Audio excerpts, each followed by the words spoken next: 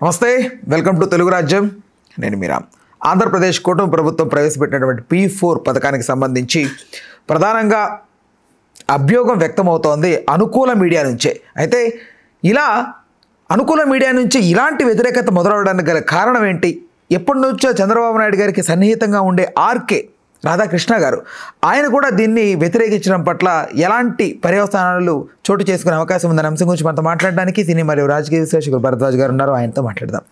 Sir నమస్తే. నమస్తే sir, ఆయన చాలా ఘాటుగా వ్యాఖ్యలు చేశారు సార్. అప్పుడప్పుడు నేల విడిచి సాము చేయాలని ఉబలాట పడుతుంటారు. ఆయన అధికారంలోకి వచ్చిన ప్రతిసారి తలమాసిన సలహాలు ఇవ్వడానికి ఎవరో ఒకరు తయారవుతారు, ఆచరణ సాధ్యం కానీ హామీలు ఇచ్చి జనంలో చులకన అయిపోతున్నారు అని మాట్లాడారు సార్ ఆయన. అంటే వాస్తవానికి P4 అంటే ఏమిటి అనేది చూస్తే అది ఒక రకమైనటువంటి దత్తత ప్రోగ్రామే. దత్తత ప్రోగ్రామ్ అంటే కొన్ని కుటుంబాలని తీసుకొని వాళ్ళకి ఆసరా కల్పించడం. అంటే ఇప్పుడు డబ్బులు సంపాదించేసినటువంటి కుటుంబాలు ఉంటాయి, వాళ్ళు ఒక నాలుగు జీవితాలకు వెలుగునివ్వండి అంటున్నాడు ఆయన. అది P4 పథకం. ఈ P4 కింద వాళ్ళు అడాప్ట్ చేసుకుని వాళ్ళ బాధలు తీర్చి వాళ్ళని అంటే సంపద సృష్టిస్తాను అని చెప్తున్నాడు చంద్రబాబు నాయుడు గారు మొదటి నుంచి. ఈ సంపద సృష్టించటము అనే కార్యక్రమంలో సంపదని పొందిన వాళ్ళందరూ మరికొంతమంది ఎదగటానికి దోహదపడాలి. మేము సంపాదించేసాం ఓకే అనుకుంటే కాదు, ఇంకొక 4 కుటుంబాలను మీరు ఎదిగించి వాళ్ళు కూడా మీలాగా అయ్యేందుకు దోహదపడండి. ఇప్పుడు పిల్లల్ని చదివించుకోలేని ఫ్యామిలీని అడాప్ట్ చేసుకుని ఆ పిల్లల్ని చదివించి వాళ్ళని ఉద్యోగులను చేసి వాళ్ళని ఎంటర్ప్రైన్యూర్స్ని చేసి వాళ్ళు సంపద క్రియేట్ చేసేలాగా వాళ్ళని డ్రైవ్ చేయండి అనేది ఈ టోటల్గా సారాంశం. అంటే ప్రతి వ్యక్తి సమాజం పట్ల బాధ్యత తీసుకోవాలి అనేది. ఈ ప్రతి వ్యక్తి సమాజం పట్ల బాధ్యత తీసుకోవాలి అని చెబుతూ అనౌన్స్ చేసినటువంటి ఈ పథకం కింద ఇప్పటి వరకు అనేక ప్రకటనలు వచ్చినాయి. చాలామంది ఇది చేస్తాము అని చెప్పారు, కానీ ప్రాక్టికల్గా జరుగుతున్నది ఏం లేదు. కొంతమంది ఈ పథకం గురించి మాట్లాడేసిన తర్వాత వెనకడుగులు వేసి అలా దీని మీద రకరకాల సెటైర్లు జోకులు అన్నీ మొదలైపోయినాయి. ఈ మొదలైపోయిన నేపథ్యంలో ఇప్పుడు ఈయన ఆర్కే దీని మీద అటాక్ చేసేటువంటి ప్రయత్నం చేశాడు. ఈయన ఏదో అనుకూల మీడియానే, తెలుగుదేశానుకూల మీడియానే, కానీ తెలుగుదేశం పార్టీని గైడ్ చేసేటువంటి బాధ్యత తీసుకున్న వ్యక్తిగా ఆయన వ్యవహరిస్తాడు. గైడ్ చేసేవాడు గైడ్ చేయటం అనే ప్రోగ్రాంలోనే రాస్తాడు ఆయన. ఇది కూడా అలాంటి గైడెన్సే. మీకు ఎవరో సలహా ఇచ్చారో తీసవతల పారేయండి అని చెప్పదలుచుకున్నాడు. అది ఫోన్ చేసి చెప్పొచ్చు కదా సార్, అట్లా అలా కాదు, ప్రపంచం ముందు చెప్పాలి. ప్రపంచం ముందు చెప్తూ ప్రజల అభిప్రాయాలను క్రోడీకరించే పద్ధతిలో ఈ విమర్శ నడవాలి. ఫోన్ చేసి మాట్లాడితే అక్కడే ఉంటాడు కదా. ఈయన ప్రజల్లో కూడా ఈ అభిప్రాయం నాటాలంటే రాధాకృష్ణ గారే చెప్పాడు. అందుకని ఆయన చాలా విషయాలు చెప్తాడు. అలాగే పార్టీ ఇంకొంచెం అంటే జగన్మోహన్ రెడ్డి మీద ఇప్పుడు చూపిస్తున్న జనంలో చాలా వ్యతిరేకత ఉంది. జనం అంటే ఆయన ఉద్దేశంలో తెలుగుదేశం క్యాడర్ అని. ప్రజల్లో జగన్మోహన్ రెడ్డి పట్ల ఉన్నటువంటి వ్యతిరేకత విపరీతంగా ఉంది. దాన్ని స్కేల్ చేయడానికి కూడా అవకాశం లేనంత ఎక్కువ ఉంది. ప్రభుత్వం అతని మీద సరైన చర్యలు తీసుకోవడం లేదని ప్రజలు చాలా బాధపడుతున్నారు. అంటే తీసుకోండి అని అర్థమా? తీసుకోవడం లేదు, మీరు తీసుకోవాలి. ఈ పార్టీని అరెస్ట్ చేసి జైల్లో పెట్టేయాలి, అతన్ని ఇంకేదో చేసేయాలి, అవన్నీ ఇతర ఆకాంక్షలు. ఈ ఆకాంక్షలు ప్రజలందరూ అనుకుంటున్నారుగా చెప్పి తొందరగా మీరు నిర్ణయాలు తీసుకోవాలి, మీరు సాచివేత ధోరణిలో వెళ్తున్నారు, మీలో ఎక్కడో ఏదో ఆందోళన ఉన్నట్టుంది, మనం అరెస్ట్ అయ్యి ముఖ్యమంత్రి అయ్యాం, ఆయన్ని అరెస్ట్ చేస్తే ఆయన కూడా మళ్ళీ ముఖ్యమంత్రి అవుతాడు లాంటి సందేహాలు ఏమీ పెట్టుకోవాల్సిన లేదు, ప్రజలు అతనితో ట్రావెల్ అయ్యే పరిస్థితి లేదు, అయిపోయింది అతని పరిస్థితి. ఇలా ఆయన ఏది ఆశిస్తున్నాడో దాన్ని ప్రభుత్వానికి కన్వే చేయటం కోసం రాస్తూ ఉంటాడు. ఇదే వారి ఛానల్లో కూడా ప్రసారం అవుతూ ఉంటుంది.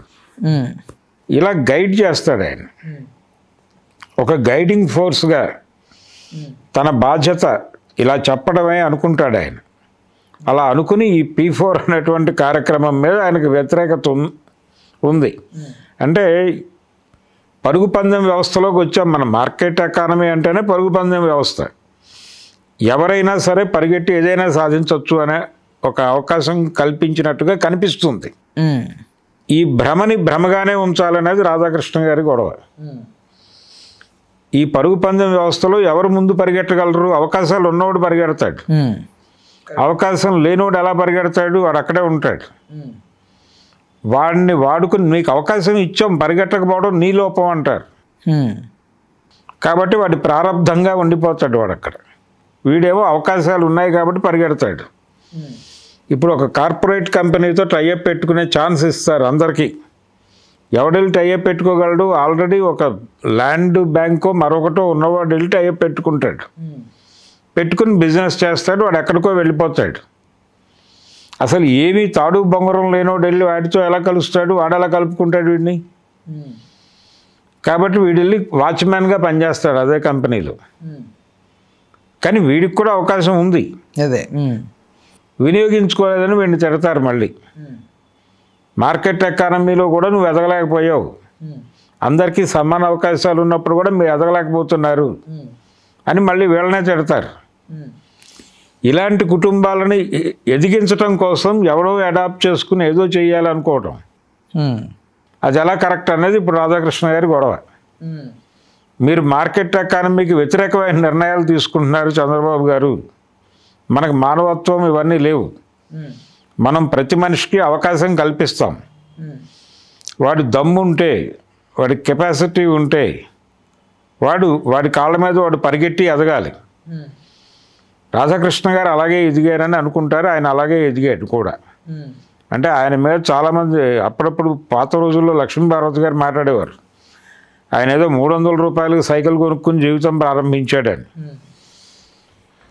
కొనుక్కుని అలాగే ప్రారంభించాడు ఆయన. ఆంధ్రజ్యోతిలో స్ట్రింగర్ స్థాయి నుంచి మొదలై రిపోర్టర్గా ఎదిగి, స్ట్రింగర్గా ఉన్నాడా లేదా అనే దానికంటే కూడా రిపోర్టర్గానే మొదలయ్యాడు ఆయన. మొదలయ్యి సీఎం బీట్ చూసే రిపోర్టర్గా ఎదిగి, ఆయన జీవితంలో ఆ స్థాయిలో ఆయనతో కలిసి పనిచేసిన వాళ్ళందరూ అదే స్థాయిలో ఉన్నారు ఇప్పటికీ. అంతకంటే కొంచెం మెరుగైన స్థాయిలో ఉన్నారు తప్ప ఈ స్థాయిలో లేరు. అదే కానీ వాళ్ళకంటే తక్కువ స్థాయిలో నడిచినటువంటి రాధాకృష్ణ గారు ఈ స్థాయిలో ఉండటానికి ఆయన చొరవ, ఆయన విజను అవి కారణం. అంటే మార్కెట్ ఎకానమీ రోజుల్లో ఎలా వ్యవహరించాలో అలా వ్యవహరించి ఎదిగిన మనిషి ఆయన. ఆయనకు ఒక అద్భుతమైన అవకాశం దొరికింది. నాదెండ్ల భాస్కర్రావు తెలుగుదేశం పార్టీకి వెన్నుపోటు పొడిచినప్పుడు వీళ్ళందరినీ తీసుకెళ్ళి ఒక శిబిరంలో పెట్టారు. ఆ శిబిరంలో వాళ్ళందరితోనూ ట్రావెల్ అయ్యాడు ఈయన. అక్కడే ఉండి అక్కడి నుంచి మిగిలిన పేపర్లకి, తన పేపర్కి మిగిలిన పేపర్లకి కూడా ఈయనే వార్తలు సరఫరా చేసే పని చేశాడు. చేయటం ద్వారా ఆ పార్టీ మొత్తానికి, ఆ శిబిరానికి ఆయన ఒక పిఆర్ఓగా మారిపోయాడు. అక్కడే వాళ్ళతో ఉండి వాళ్ళతోనే కూర్చుని వాళ్ళతోనే పేకాడి వాళ్ళతోనే టైం స్పెండ్ చేసిన వాళ్ళందరూ కూడా నెల తిరగకుండా మంత్రులయ్యారు. ఇంతమంది మంత్రులతో కొంతమందితో ఎరా అనేటువంటి పరిచయము, స్నేహము ఏర్పడిపోయిన తర్వాత దాన్ని ఎలా మెటీరియలైజ్ చేయాలో ఆయనకు తెలుసు. ఆ మెటీరియలైజ్ చేసిన ఫలితమే ఈ రోజున ఆయన ఆ స్థాయిలో ఉండటం. ఇలా చేసి ఎదగాలి కదా ప్రతి ఒక్కడు. అదే నాకేముందని ఎదిగాను నేను ఇప్పుడు, వాళ్ళు ఎదుగుతారు. ఎదగాలనే మోటో ఉన్నప్పుడు, ఎదగడానికి అవకాశాలు ఉన్నప్పుడు ఎదగలేకపోవడం పాపం, వాళ్ళ చేతకానితనం తప్ప వాళ్ళని ఎవరో దత్తత తీసుకుని ఏదో చేయాలనుకోవడం ఏమిటి అన్న అభిప్రాయం ఆయనకు ఉంది. అందుకని ఇలాంటి పనికిమాలిన సలహాలు ఇస్తున్నారు నీకు చంద్రబాబు నాయుడు గారు. ఇవన్నీ మార్కెట్ ఎకానమీకి వ్యతిరేకమైనవి, మీరు దయచేసి ఇవన్నీ బుర్రకెక్కించుకోకండి. ఒకసారి ఎప్పుడో చంద్రబాబు నాయుడు గారు